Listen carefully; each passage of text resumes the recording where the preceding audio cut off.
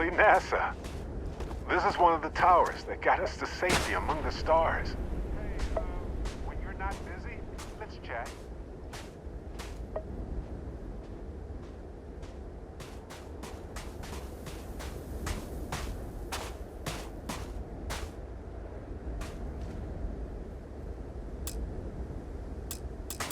Listen, you risked your life to save me.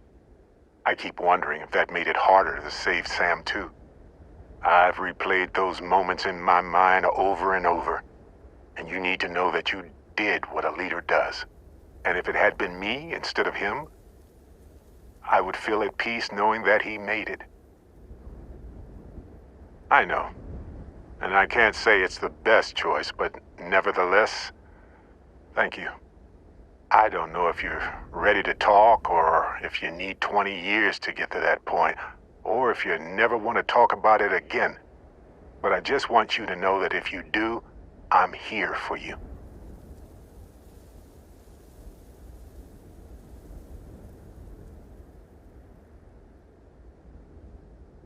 I'm not sure that I am, but maybe in time that will change.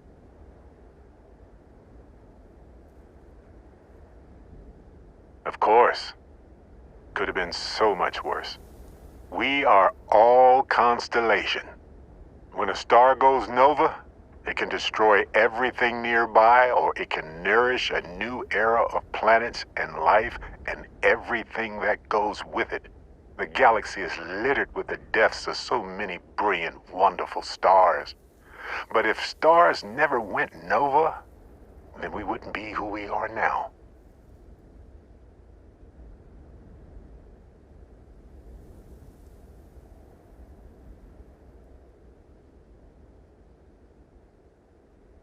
Still doesn't make it easier for anybody, even you. But you did what you had to do. We all know that. Sam was my buddy. He was practical and goofy and a genuinely decent man. He would never want you to feel like this rotten situation was your fault. I promise you that.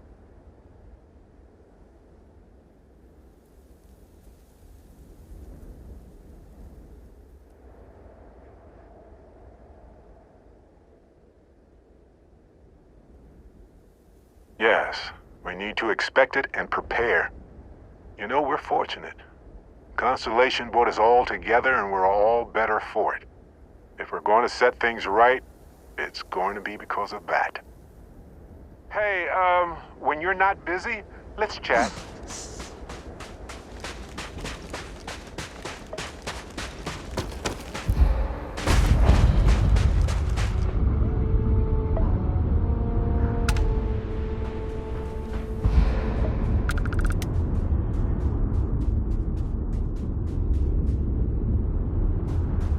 I bet that elevator shaft will take us deeper inside NASA. Right? Hey, when you're not busy, let's chat.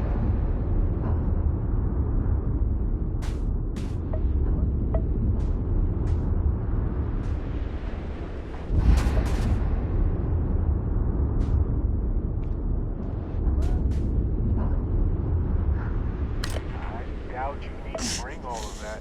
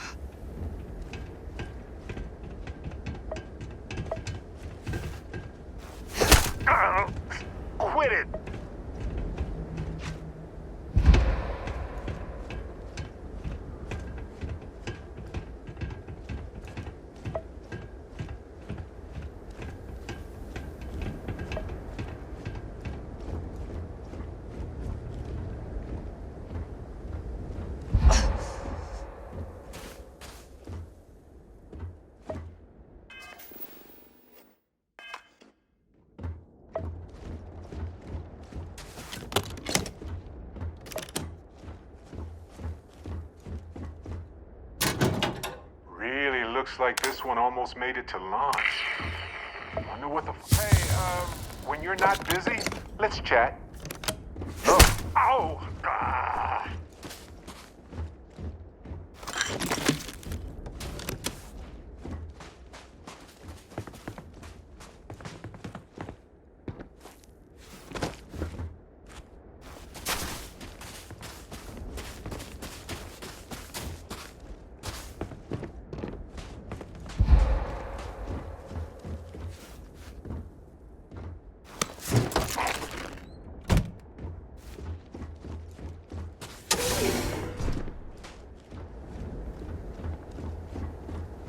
Looks like the lift is offline. Maybe we can restore power. Let's look around. Dusty, let's talk.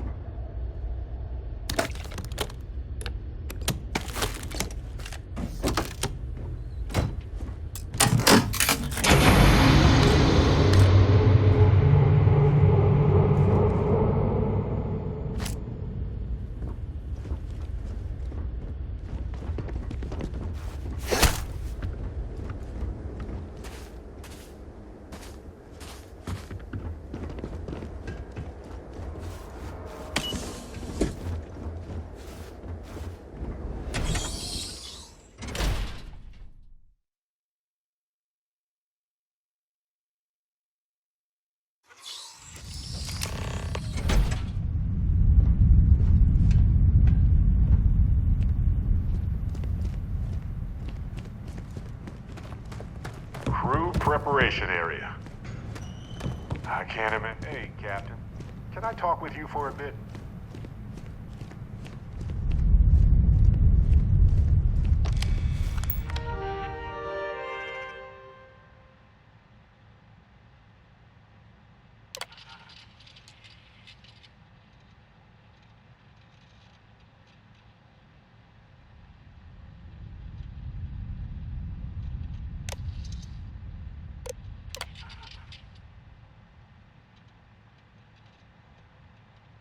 Station log. Dr. Judith Tatien. The recent delivery from Mars is unsettling. I was expecting rock samples or maybe fossils of microbial life. Instead, Dr. Victor Isa comes with 2 members of the military. Everything they've brought back is under wraps. What could a theoretical physicist need with a sample from Mars?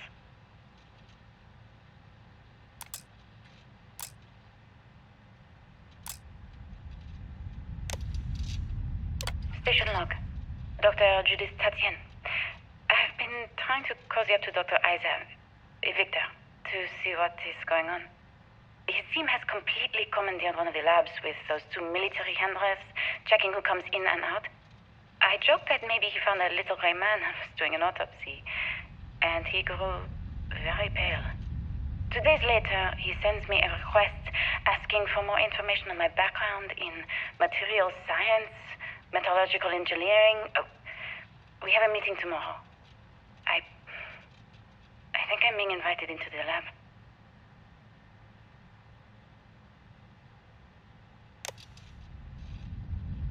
Station log. Dr. Judith Tatien.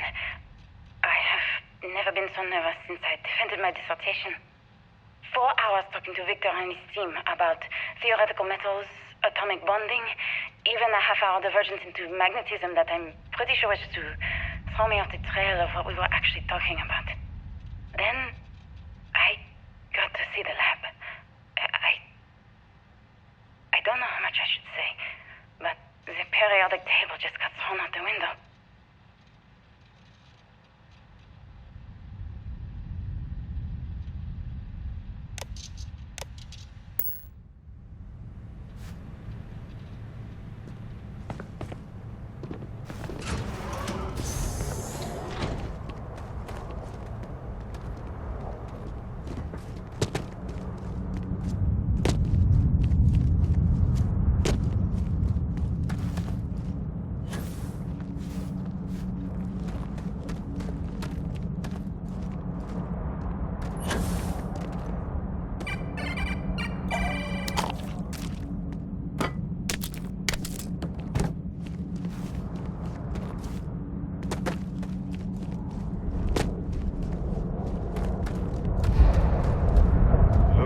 structural collapse of the underlying strata. Typical of karst topography.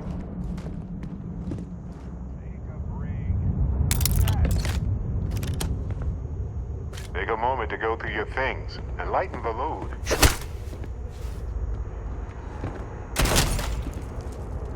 Hey, stranger. Let's chat sometime, okay?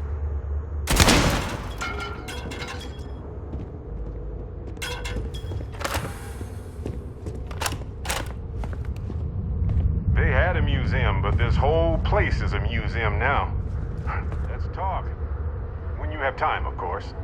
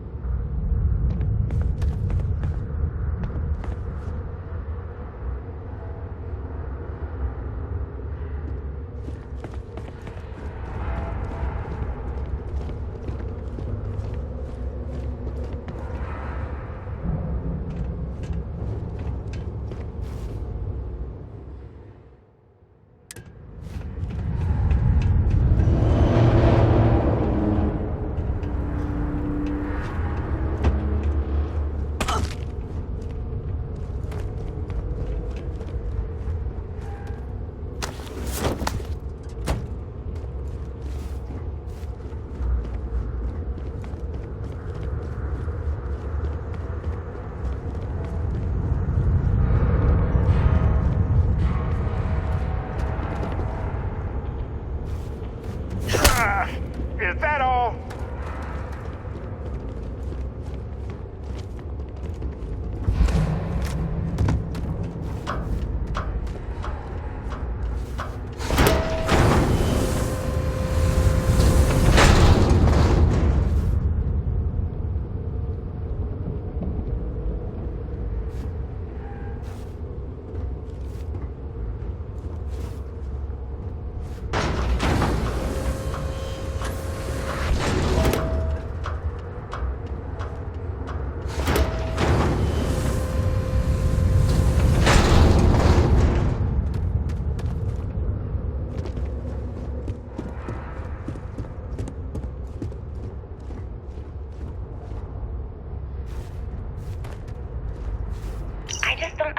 Where these calculations came from. There's something wrong with the math? I think it's quite straightforward. That's not what I'm asking. We've had no success extracting even a sample of material from the object. No explanation for the gravitational effects, no motion graph to explain its harmonic frequencies. I can't even establish a melting point. Judith. But you've had me building these prototype colliders for months. And now you want me to pump helium-3 into it based on this equation you've written on a goddamn napkin? I just need you to trust me.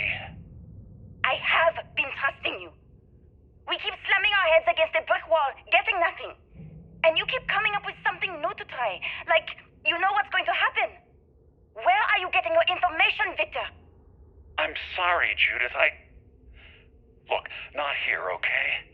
Somewhere off base. I'll tell you everything. But I'm not lying, okay? We're going to discover something important here. I promise.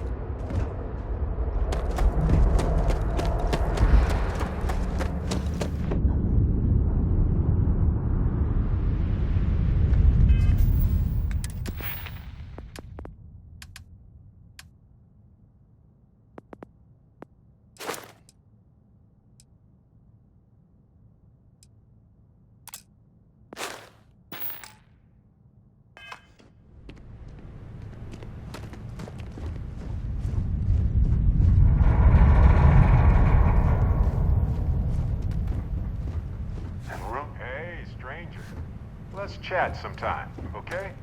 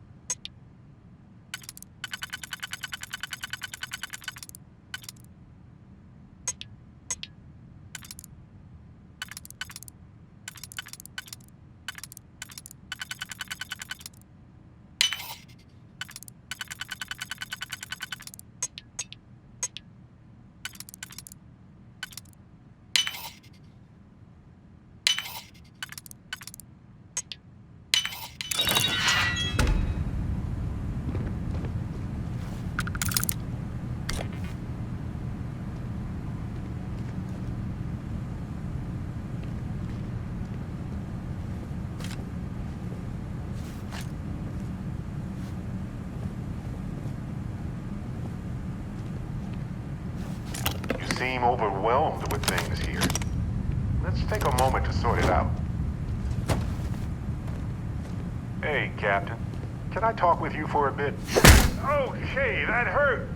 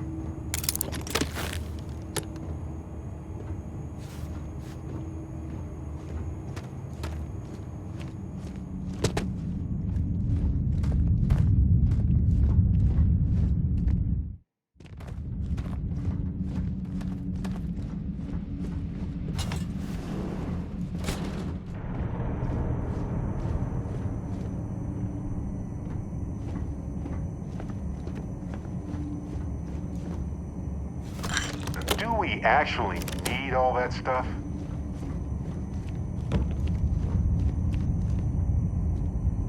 Dusty. Dusty. Let's go.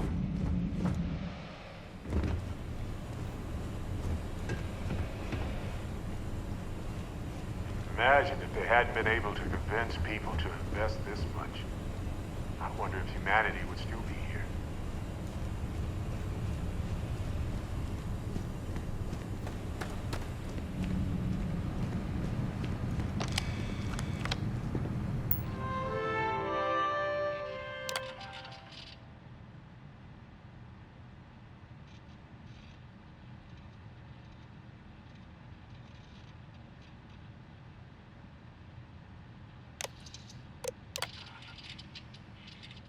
Project Log, Dr. Victor Isa.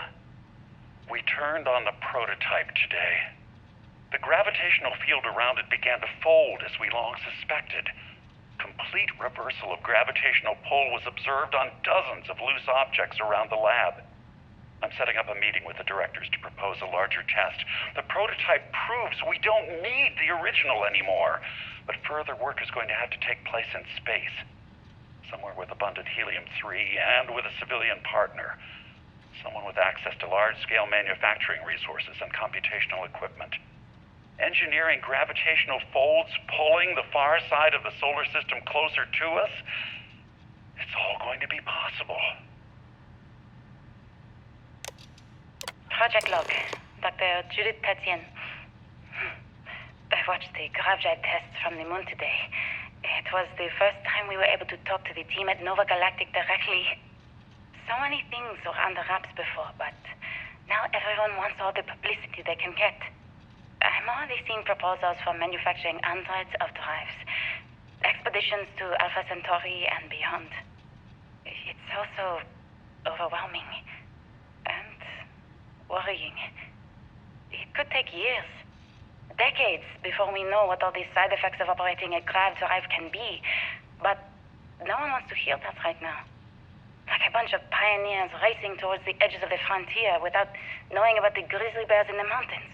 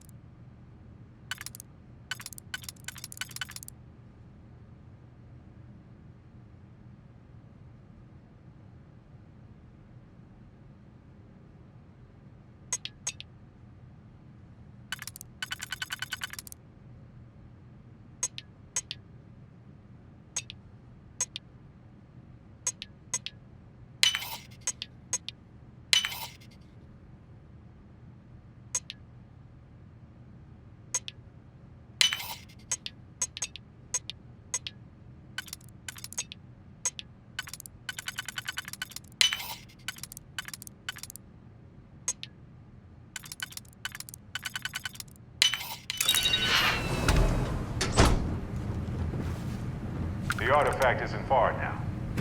But look at all this stuff. Hey, Captain, can I talk with you for a minute?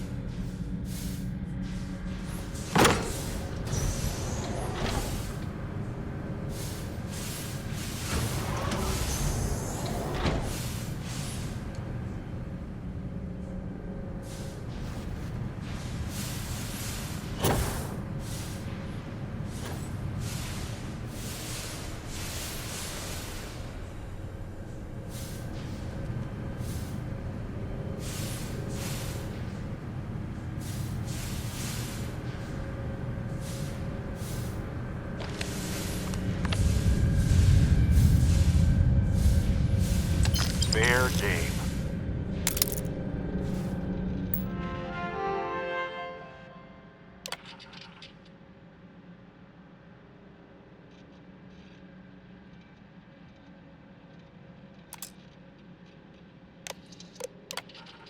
I never actually got to visit your labs back when we were working on the grav drive projects. Seems like ancient history now. Only thing we're doing these days is launching weather satellites. Guess this is as good a retirement as any. Now, Project Demeter, you want our help manufacturing scanners to better track these new meteorological patterns we're seeing. Our guess is that the poles might be naturally shifting, causing some gravitational fluctuations that are throwing off our old models. Why do you need the scanning tolerances to be so small? What are you trying to find? I just want to be sure. It's not like we're doing much these days anyway. The glory days are over. Why not give ourselves a challenge before they write us off in the history books?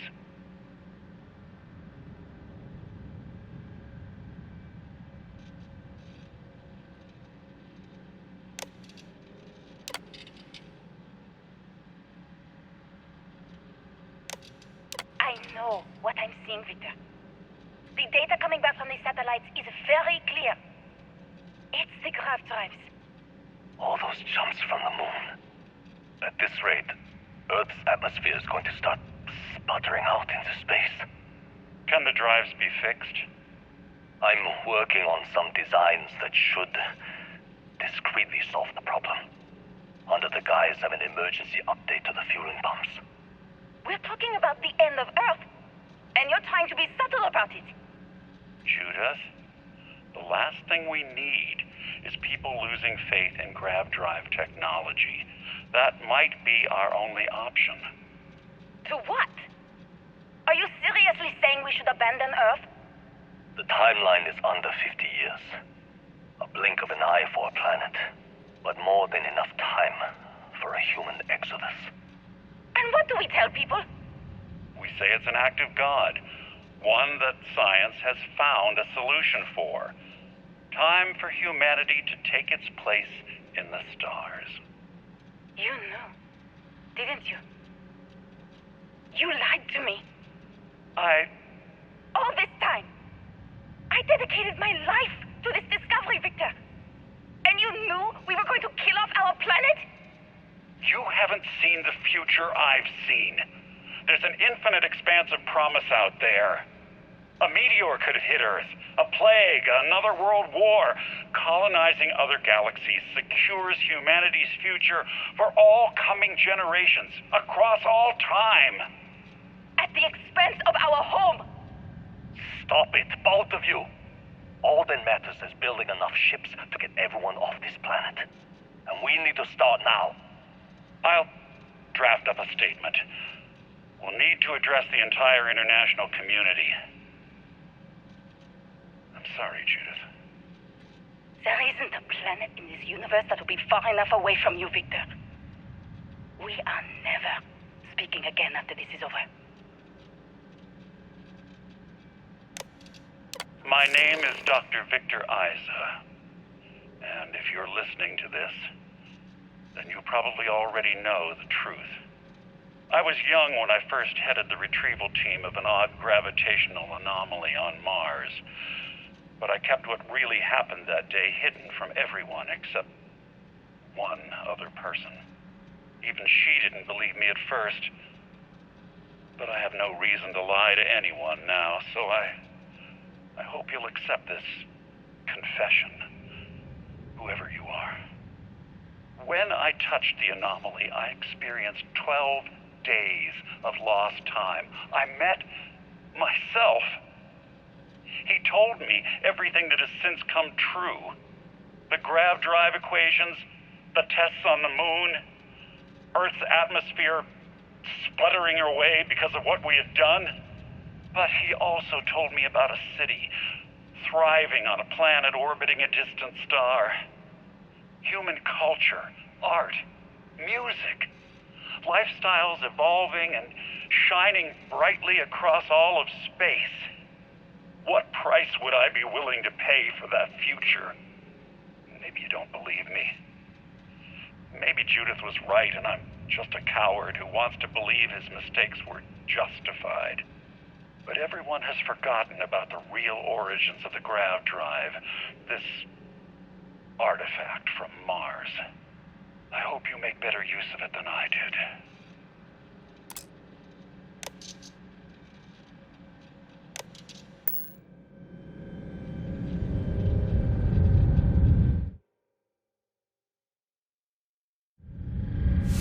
Take a break.